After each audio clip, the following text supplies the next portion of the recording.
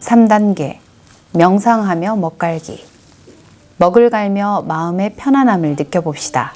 여러분, 오늘 하루를 어떻게 보냈나요? 먹을 갈면서 주변에 도움이 필요한 사람이 있는지 한번 생각해 봅시다.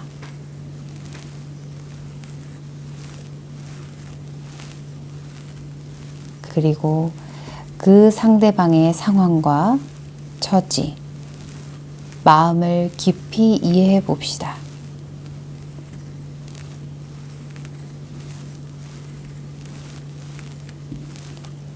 나의 처지에서만 생각하지 않고 항상 열린 마음을 지녀봅시다.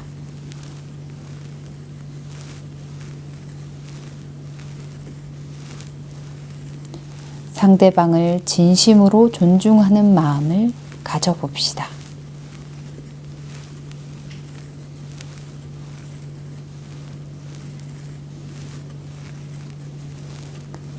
상대방에게 무엇이 필요한지 생각해보고 그 중에서 내가 할 수 있는 것을 찾아봅시다.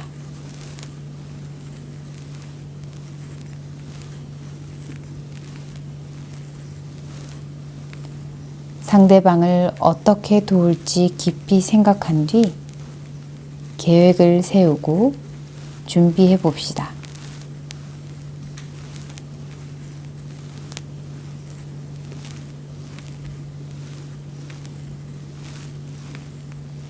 마음의 계획을 생각한 후 즐거운 마음으로 기쁘게 실천했을 때 상대방이 환하게 기뻐하는 모습을 떠올려 봅시다.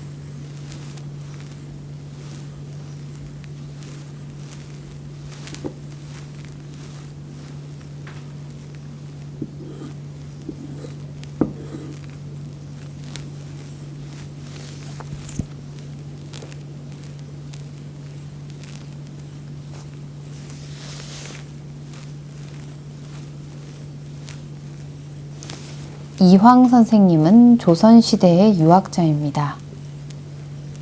이황 선생님은 여러 책을 남겼는데 그중 성학십도라는 책이 있습니다.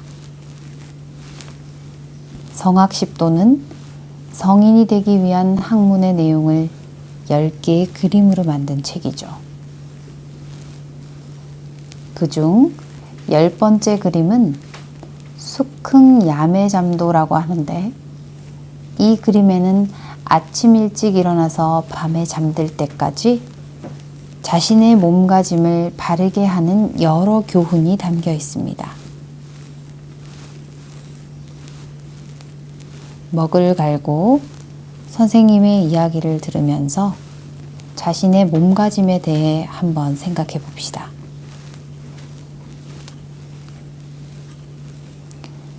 닭이 울어 잠이 깨면 생각이 점차 일어나게 되니 그 사이에 조용히 마음을 정돈하고 혹 지난 날을 반성하고 새롭게 깨달은 것을 모아 조리를 세워 분명하게 이해해야 한다.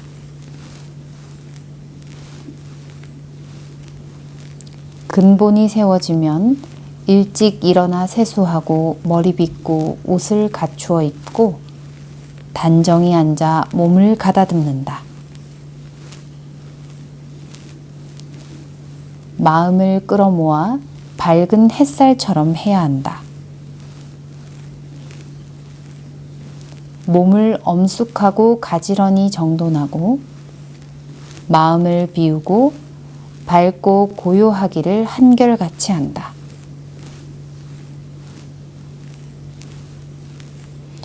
책을 펴서 성현을 대하게 되면 공자께서 앞에 계시고 그 제자들이 앞뒤로 있을 것이다. 성현이 말씀한 것을 귀담아 듣고 제자들의 질문과 변론을 반복하고 참고해서 바르게 고쳐야 한다.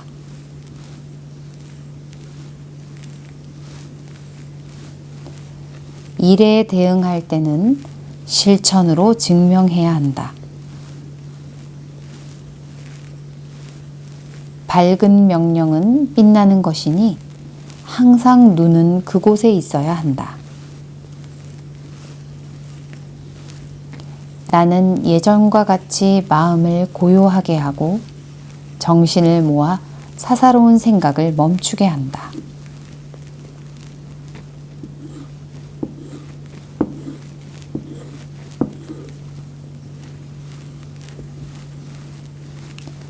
움직임과 고요함이 순환하는 것은 오직 마음으로 볼 수 있다. 고요할 때 보존하고 움직일 때 관찰하여 두 가지, 세 가지 마음이 생기면 안 된다. 책을 읽다 틈이 나면 휴식을 갖고 정신을 풀어 헤쳐 쉬며 성정을 길러야 한다.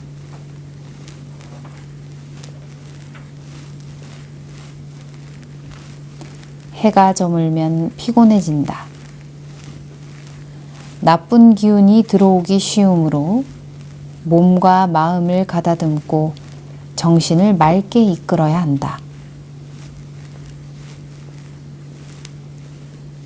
밤에 깊이 잠을 잘 때는 손발을 가지런히 모으고 잡생각을 하지 말고 마음과 정신을 잠들게 해야 한다.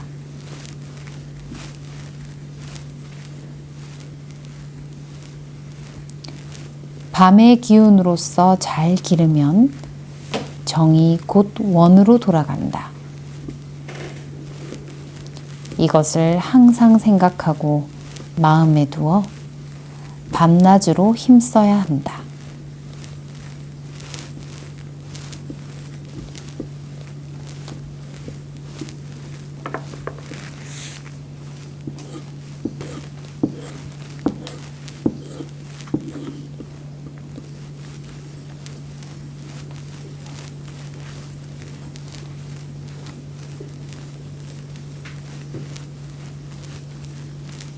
이번에는 끊임없이 자신을 성찰했던 시인 윤동주에 대해서 들어봅시다. 일제강점기에 조금 더 적극적으로 독립운동을 하지 못한 자신을 한없이 부끄러워한 시인이 있습니다. 독립을 향한 열망과 자신에 대한 반성을 많은 작품에 남기고 떠난 시인, 바로 윤동주입니다.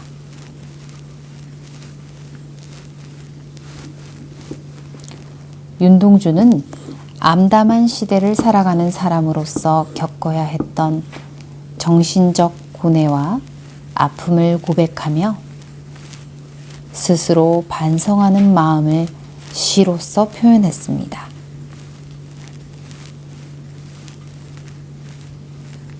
윤동주가 대학에 다닐 당시는 일제가 우리 민족을 더욱 힘든 상태로 몰아넣던 때였습니다.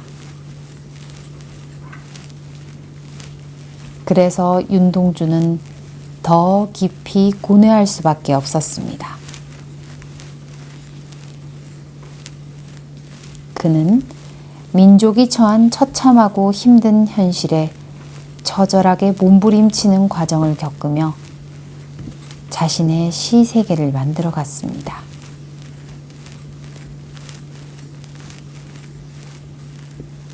이때 쓴 시 자화상에는 일제의 탄압 속에서 그가 겪었던 고뇌와 갈등이 짙게 배어 있습니다.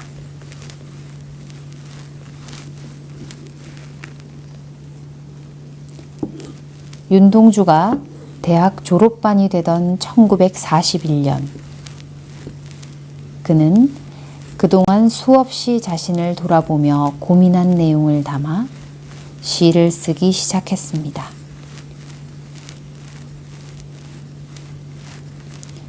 대학 졸업을 앞둔 그해 11월, 윤동주는 그때까지 써놓은 시 중에서 18편을 뽑고 여기에 서시를 추가해 하늘과 바람과 별과 시 라는 시집을 엮었습니다. 1942년 발표한 시집 참회록에는 끊임없이 자신을 성찰한 한 인간의 내면을 정직하게 보여주었습니다.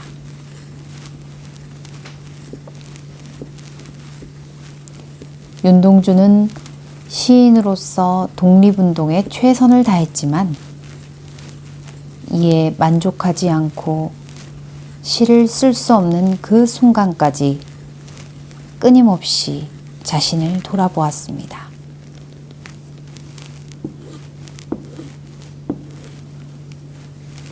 그럼 윤동주의 서시를 한번 낭송해 보겠습니다.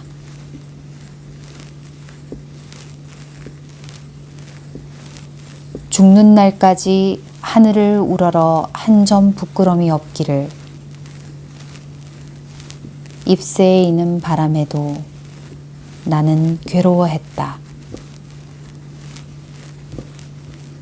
별을 노래하는 마음으로 모든 죽어가는 것을 사랑해야지. 그리고 나한테 주어진 길을 걸어가야겠다. 오늘 밤에도 별이 바람에 스치운다.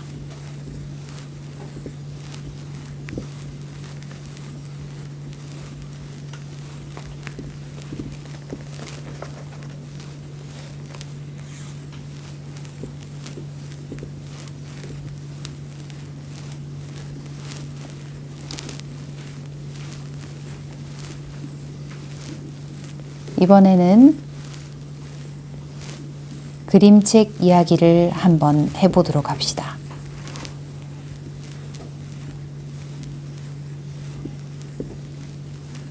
그림책 슈퍼 거북 이야기입니다. 주인공 꾸물이는 우리가 알고 있는 토끼와 거북이에 나오는 거북이입니다.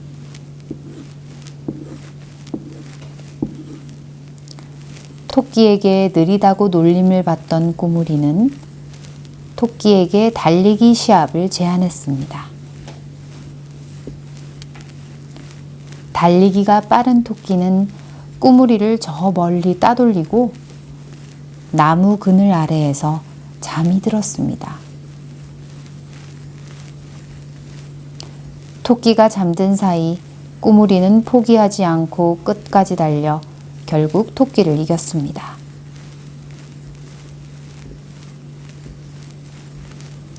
토끼를 이긴 꾸물이는 마을 동물들에게 영웅으로 칭송받으며 환영을 받았습니다. 모두 꾸물이를 슈퍼 거북이라고 불렀고 토끼의 시대는 갔다고 이야기했습니다. 온 도시에 슈퍼 거북 바람이 불었고 모두 꾸물이 흉내를 내느라고 바빴습니다. 그런데 꾸물이는 토끼가 잔 탓에 경주에서 이긴 것이지 실제로 빠른 것이 아니었기에 여기저기서 느리다고 비난을 받았습니다. 꾸물이는 무엇보다 동물들이 실망할까봐 걱정했습니다. 결국 꾸물이는 빠르게 살자고 다짐을 했습니다. 진짜 슈퍼 거북이 되기로 한 것입니다. 먼저 도서관으로 달려가 빨라지는 방법이 나온 책을 모조리 읽고 날이면 날마다 더 빨라지려고 안간힘을 썼습니다. 그러자 꾸물이는 점점 더 빨라졌습니다. 쉬지 않고 연습한 결과 꾸물이는 어느덧 진짜 슈퍼 거북이 됐습니다. 꾸물이가 지나가도 아무도 알아차리지 못할 정도였습니다. 하지만 꾸물이는 너무 지쳐버렸습니다. 거북이는 느리게 태어났는데 누구보다 더 빠르게 달리려고 하니 지치는 것이 당연했습니다. 꾸물이는 원래대로 느긋하게 자고 느긋하게 먹고 싶었고 무엇보다 예전처럼 천천히 걷고 싶었습니다. 하지만 그러지 못했습니다. 그러던 어느 날 토끼가 다시 한번 경주를 제안했습니다. 이 일은 온 마을의 관심거리가 되었습니다. 모두 슈퍼거북이 이길 것이라고 예상했습니다. 꾸물이는 빠르기는 했지만 경주가 걱정되어 잠을 제대로 잘 수가 없었습니다. 그리고 경주 당일 토끼와 거북이가 달리기를 시작했습니다. 처음은 꾸물이가 앞서가 나갔습니다. 그렇게 달리던 꾸물이는 잠시 멈춰서서 뒤를 돌아보았습니다. 토끼는 아예 보이지 않았습니다. 꾸물이는 잠깐 바위 그늘에서 쉬어가기로 했습니다. 그런데 꾸물이가 눈을 떴을 땐 이미 토끼가 결승잠을 지난 뒤였습니다.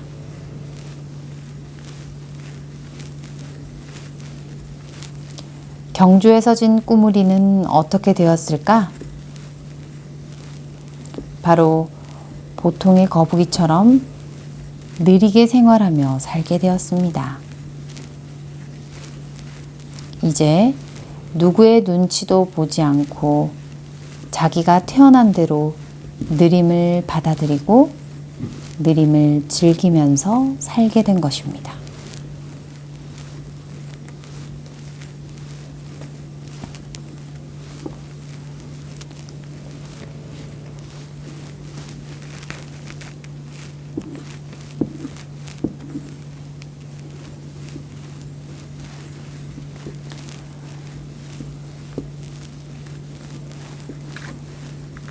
이번에는 베풀수록 행복하고 나눌수록 건강해진다고 이야기하던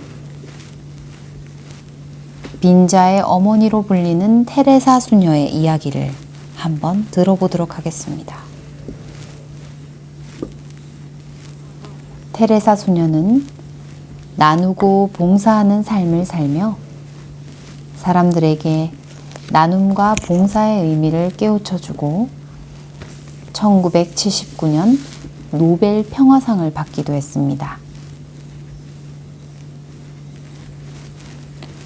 1998년 미국 하버드 의대는 놀라운 연구 결과를 내놓았습니다. 테레사 수녀처럼 남을 돕고 봉사하는 모습을 보기만 해도 우리 몸속에 변균과 싸워 이길 수 있는 항체가 생겨 면역 기능이 크게 향상된다는 내용이었습니다. 하버드 의대의 연구팀은 하버드 학생 150명에게 테레사 수녀의 일대기를 그린 영화를 보여주고 면역 항체 수치 변화를 비교했는데 실험 결과 놀랍게도 영화를 본 후 학생들의 면역 항체 수치는 이전보다 높게 나타났습니다. 이번엔 반대로 학생들에게 나치의 유대인 학살 영화를 보여준 후 똑같이 면역 항체 수치 변화를 비교했는데 이번엔 항체가 전혀 생겨나지 않았습니다. 이것을 테레사 효과라고 합니다. 평생을 나눔과 사랑으로 살아온 테레사 수녀의 이름을 따서 만든 것입니다.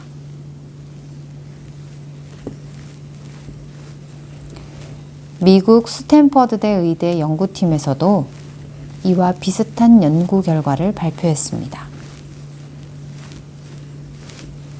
자신의 몸만 걱정하며 사는 암 환자의 평균 수명은 19개월이었지만 봉사활동을 하면서 병과 싸운 암 환자의 평균 수명은 37개월로 2배 가까이 길었다는 연구 결과입니다.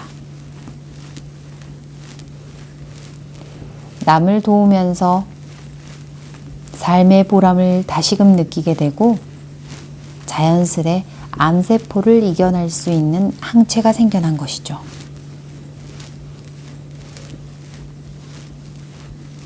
인간의 수명을 연구하는 미국 미시간 대학 스테파니 브라운 박사는 5년 동안 장수한 부부를 연구하던 중 그들의 공통점을 발견했습니다. 조사 대상 여성의 72%와 남성의 75%가 아무런 대가 없이 베푸는 삶을 살고 있었던 것입니다. 이 연구를 통해 브라운 박사는 남을 위해 나누고 베푸는 사람은 그렇지 않은 사람보다 오래 살 확률이 2배나 높다라는 결론을 내렸다고 합니다.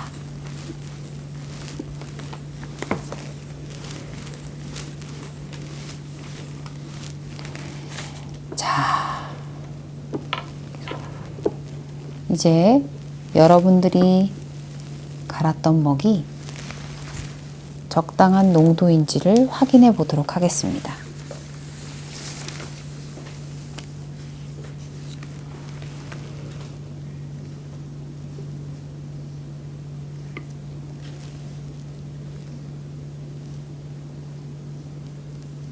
붓에 먹을 적셔 주세요.